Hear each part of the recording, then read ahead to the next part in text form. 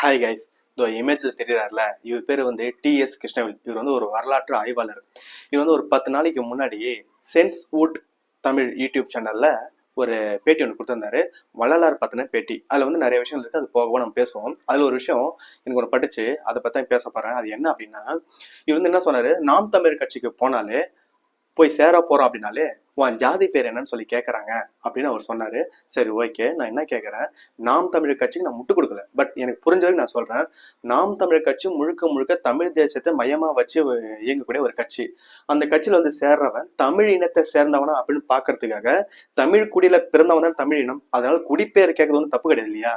உன்னை நல்லா புரிஞ்சுக்கங்க. குடிப்பெயரை சொல்றதும் தப்பு இல்லை, குடிப்பெயரை நம்ம பேருக்கு பக்கத்துல எழுதுறதும் தப்பு இல்லை. அந்த குடிப்பெயரை வச்சு ஏற்றத்தாழ்வு பாக்குறாங்க பத்தியா, அதுதான் தப்பு. அதனால புரிஞ்சுக்கங்க.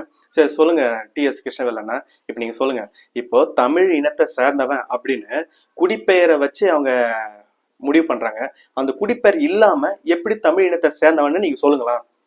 நீங்க சொல்லுங்க. இத ஜாதியை பாக்குறவங்க மட்டும் சொல்ல தெரிஞ்ச அந்த வாய்க்கு வேற எதன் அடிப்படையில இவன் தமிழ் இனத்தை சேர்ந்தவன் சேராதவன் சொல்லணும்ல? அது ஏன் சொல்ல மாட்டீங்க? நான் உன்னை கேட்கறேன், எனக்கு புரிஞ்ச வரைக்கும் நான் கேட்கறேன். உங்களுக்கு பசங்க இருப்பாங்க, அந்த பசங்களுக்கு ஃப்ரெண்ட்ஸ் இருப்பாங்க. அவங்க வீட்டுக்கு வரும்போது மரியாதை நிமித்தத்துல ஒரு பாசத்துல உங்களையும் அவங்க அப்பான்னு கூப்பிடுவாங்க, தப்பு கிடையாது. அதுக்காக எல்லாரும் உங்க பிள்ளை ஆயிட முடியுமா? உங்களுடைய இனிஷியல் போட்டவன் தானே உங்களுடைய புள்ள.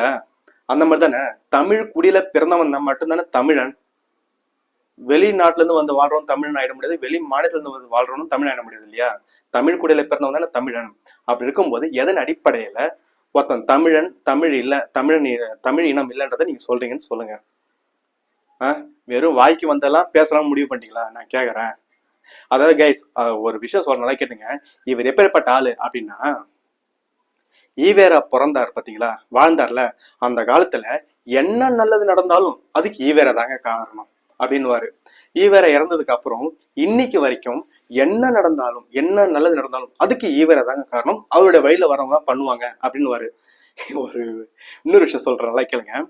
ஈவேரா பிறக்கத்துக்கு முன்னாடி தமிழ்நாட்டுல இல்ல, இந்தியாவில் இல்ல, உலகத்துல என்ன நல்லது நடந்தாலும் அவர் அந்த ஊரு ஈவேராங்க, அவர் அந்த நாட்டு ஈவேராங்க, அவர் அந்த நாட்டுல பகுத்தறிவு பேசின ஈவேராங்கன்னு முட்டு கொடுக்கறே ஒரு ஆளு.